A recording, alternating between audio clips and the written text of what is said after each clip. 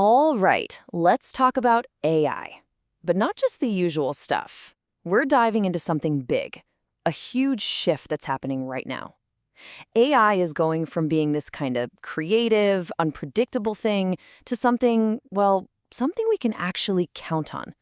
It's getting a major upgrade in what might be the most important currency of all, credibility. So, yeah, we're all drowning in AI news, right? It's everywhere. But there's this really fundamental change happening just beneath the surface. It's not just about what cool new thing AI can create anymore. The real story is about what we can trust it to do. You could say, this is the story of AI finally growing up. Okay, first things first, let's just talk about the scale of this thing. The AI market is blowing up, but how big is it really? Well, here's where it gets interesting. Depending on which 2024 analyst you ask, the answer is either a whopping $130 billion or a much, much smaller $20 billion. And that huge difference, it isn't just a rounding error. It's actually a massive clue about what's really going on. No, that wild number swing isn't a typo. It's actually a sign of a market that's in its chaotic, kind of brilliant, early days. See, everyone's scrambling to even define what generative AI is supposed to include. And all this confusion, it really points to a much deeper change in what we've started to demand from our AI systems.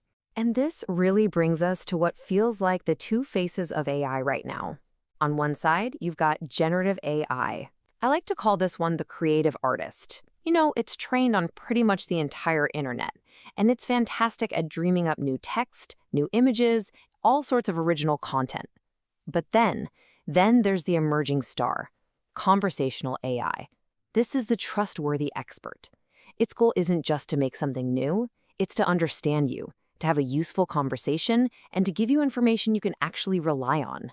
But, and this is a big but, that creative artist AI, it has a pretty serious flaw. A problem so significant that it's basically forcing this whole evolution from pure creativity to rock-solid credibility. And that problem has this perfectly strange name, hallucination. This is when an AI model, with all the confidence in the world, just makes stuff up. It'll generate completely fabricated information and serve it up to you like it's a fact. Now, that might be kind of funny if you're asking it to write a silly poem, but in a business setting, it's a total disaster. And this isn't just theoretical. This creates real-world nightmares. Just imagine an e-commerce bot giving customers the wrong prices, or worse, inventing product reviews. That is a one-way ticket to losing all your customer trust. And when you think about high-stakes fields like, say, finance or healthcare, you absolutely cannot have an AI that hallucinates. The risk is just way, way too high. So the big question is, how do you stop an AI from just making things up? Well, you stop letting it rely on its own kind of fuzzy memory. The fix is this really clever technological shift that completely changes how an AI finds an answer. The key technology that makes this happen is called RAG. That stands for Retrieval Augmented Generation.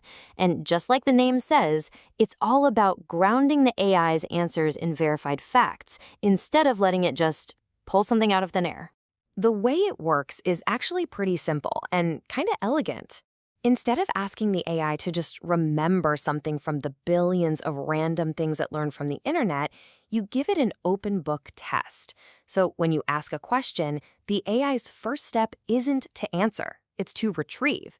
It goes and finds relevant info from a very specific trusted knowledge base, like say your company's internal documents or your product catalog, and then it generates its answer based only on that verified information it just found. No more guessing, no more hallucinations. So what happens when AI gets this reliable? Well, it stops being this sort of quirky novelty, and it evolves into a powerful, dependable consultant. And this change, it's already transforming some huge industries. Let's kick things off with finance. I mean, this is a world where trust and accuracy are everything, right? The goal here is to use this new AI to deliver incredible efficiency and a kind of deeply personalized service that just wasn't possible at scale before. What we're talking about is a true financial co-pilot. Banks are now using these reliable AI chatbots for 24/7 support, and it's cutting their service costs by an average of 30%. I mean, look at Bank of America's assistant, Erica. It's already handled over 800 million customer requests. And it's not just customer-facing. Internally, AI is automating all that tedious paperwork, which frees up the human experts to focus on complex strategy and big-picture thinking. Now, the shift in healthcare, this might be even more profound. Reliable AI is making a huge impact in a really personal way, especially in the very sensitive area of mental wellness. AI counseling apps are exploding into what's projected to be a $5 billion market. So why are they taking off? Well, it's because they offer this unique combination of benefits that are really hard to find elsewhere. First, complete anonymity, and second, a totally non-judgmental space to talk. Think about it. With no fear of what others might think and 24/7 accessibility, these apps provide a crucial outlet for people who might never, ever have sought traditional help. And then there's education. In this world, reliable AI is taking on maybe one of the most important jobs of all, becoming a personal tutor for every single student. See, a great AI tutor doesn't just spit out the right answer. No, it analyzes your specific learning style. It pinpoints where you're weak, and, this is the most important part, it explains why your answer was wrong. The language app Duolingo Max is a perfect example of this. It uses AI to give personalized feedback and even creates role-playing scenarios so you can practice conversations. The whole point is to build a deep, real understanding, not just to pass a test. Okay, so AI is becoming more reliable, it's becoming more integrated into our lives. It's really becoming more like a partner. But of course, this new power also brings a whole new set of challenges and some pretty big questions about what this human-AI collaboration is actually going to look like. As these AI models get smarter and smarter, the quality of our data becomes everything. A report from SAS puts it just perfectly. Bad data widens the AI gap. So what does that actually mean? It means that in the future, the real competitive advantage won't just be having the best AI model. It'll be having the best, cleanest, most unique data you can possibly feed it.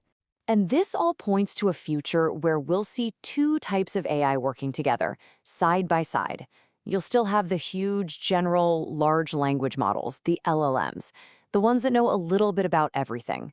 But the real business value, that's going to come from smaller, specialized language models, or SLMs.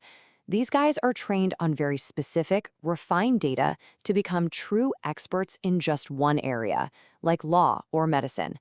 And they can offer incredible accuracy, often at a much lower cost.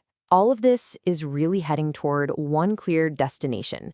The ultimate goal here isn't to replace people. It's to create an AI co-pilot. Think of it as an assistant that's always there, handling the repetitive, boring, time-consuming tasks. That frees up human professionals to focus on what we do best: high-level strategy, creative problem-solving, and genuine human connection. But we have to be really clear-eyed about the road ahead. The promise is absolutely immense. Gartner, for example, predicts that AI agents could automate about 15% of our daily work by 2028. But the peril is just as real. We're talking about the rise of incredibly sophisticated deepfakes and a flood of misinformation. So the only responsible path forward is to build ethics, to build governance, and to build human oversight directly into these systems from day one. And really, that's the question we're all left with, isn't it? We are actively designing and building our future co-pilot, a tool that has the potential to amplify our abilities in almost every single thing we do. It's getting more reliable every single day. So the final question isn't really about the technology anymore. It's about us. Are we ready to share the controls? Thanks for joining this explainer.